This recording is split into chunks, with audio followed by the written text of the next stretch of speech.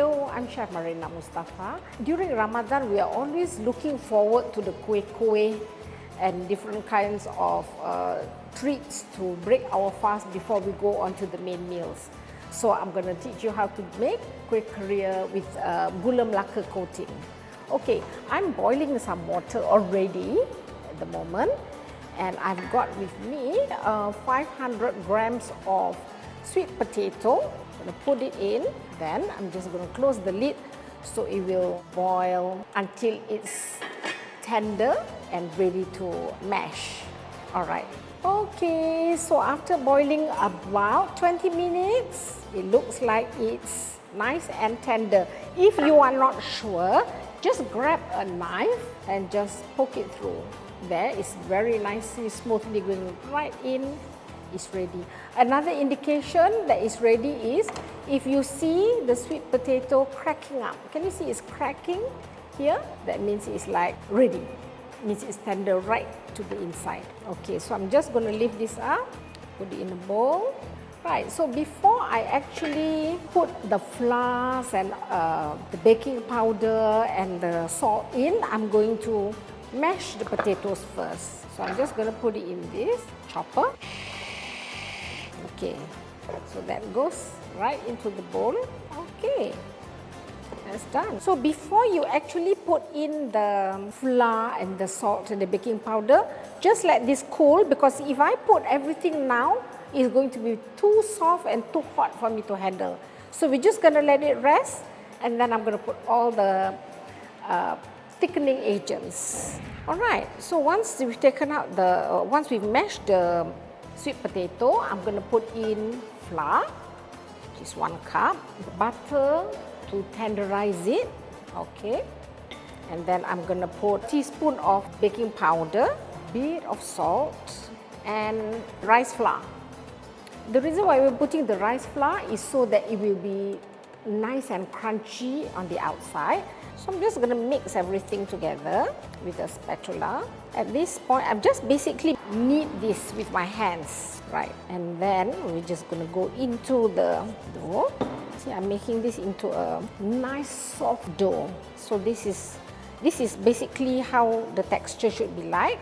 All right, in order to shape it, I'm just going to take some flour. Personally, I would use the rice flour in order to shape.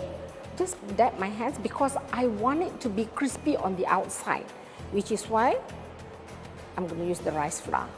If you use the plain flour, it's okay, but rice flour makes it crunchier. Okay, so I'm just going to make a ball about 45 grams each one and a little hole in the center. Dip my finger in before you poke because the inside is still very tender. It's the outside that you coated the flour in. Otherwise, your fingers will get stuck. So this, I do it one side, then I poke my finger and do the other side. So it will meet at the hole there. Okay, so I'm just going to give a little twirl. There you go, you got a little donut. Right, so once I've got about 8 little donuts, I can already start putting my donuts into the hot oil. There you go, there you go. Another one goes in. Right, that's already full. I like the darker one because it means the outer part is nicely fried. All right, now I'm going to actually make the palm sugar syrup. I'm going to put in 200 grams of gula melaka into a pot, coarse sugar, granulated coarse sugar, because this will make it caramelize faster. Half a cup of water. You can smell daun pandan and the palm sugar. That's the perfect combination. Okay, so at this point, my temperature is the highest because you just want them to get bubbling and cooking. In order for you to know whether the caramel is ready. What I normally do is I let it just a little swirl. When you can see the base like this and it's not watery, it's like crystallizing, that goes to show it's ready. And the foam is like very thick and vigorous. Okay, so I'm just going to turn off the flame now.